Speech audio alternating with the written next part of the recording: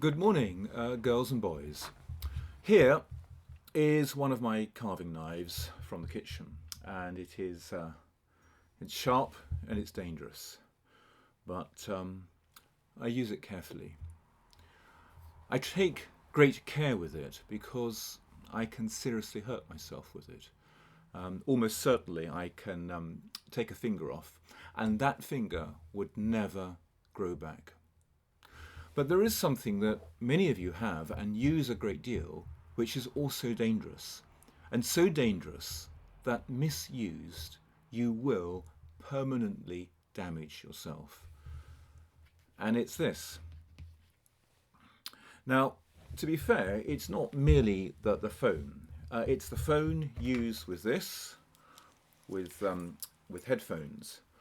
And just in case any of you are thinking how antediluvian I am, I'm also the proud owner of these, and I think many of you do have these earpods. Now, what you may ask is so dangerous about these headphones or earpods? And the answer is, as with so many things, it depends on how you use them. My carving knife is not dangerous if I use it sensibly, but it is if I don't respect the knife and its potential to cause harm. And so it is with headphones.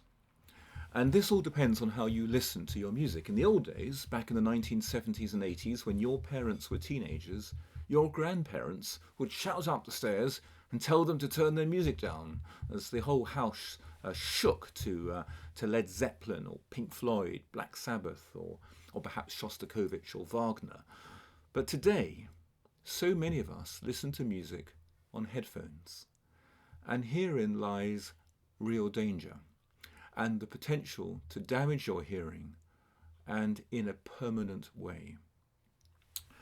I wonder how many of you have experienced that ringing in your ears, or rather a disorientating perception of noise ringing in your ear after you've finished listening to music loudly. That condition is called tinnitus, and it's not something to be ignored, as it can be a real warning sign that you're listening to music too loudly. Our hearing is something that all of us must look after.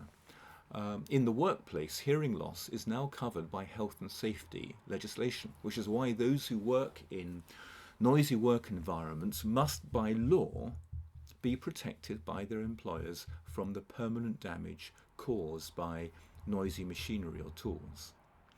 The reality is that across the world in the last 10 years, medical associations have seen a major increase in the prevalence of hearing loss in children and adolescents.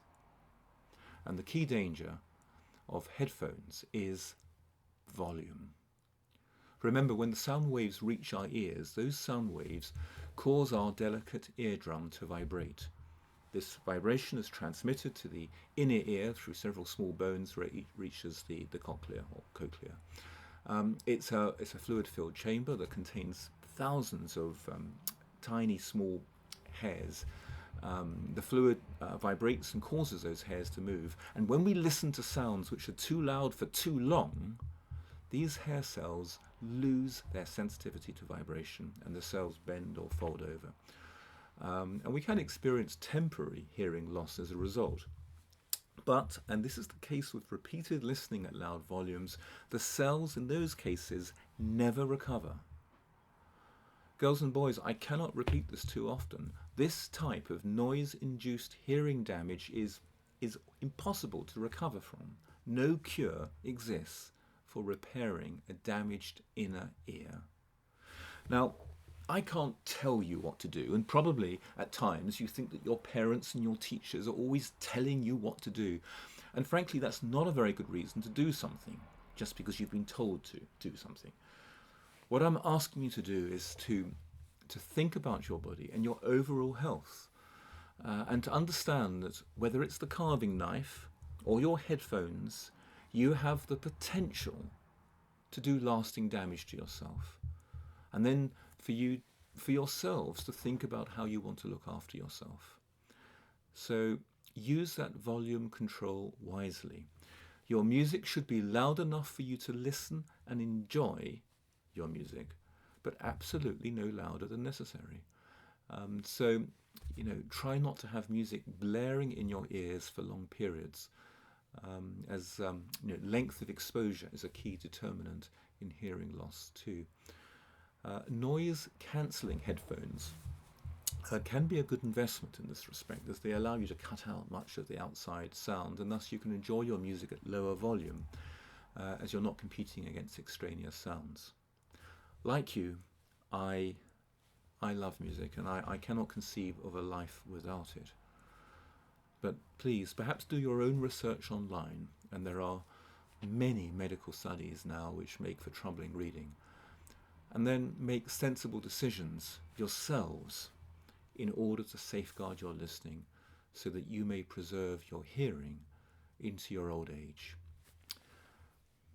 Have a good day, everyone.